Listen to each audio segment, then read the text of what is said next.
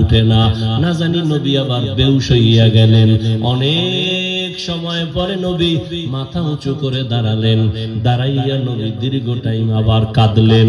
নবীর কান্না করে করে বুক বিশেষ ভাসিয়া যায়, দাড়িগুলো ভিজে ভিজে টপ টপ করে পানি পড়ে।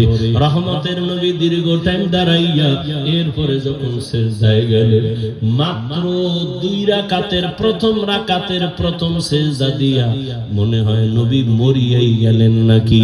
কান্না কান্না কান্না কান্না, নবী মাথা উঠান না।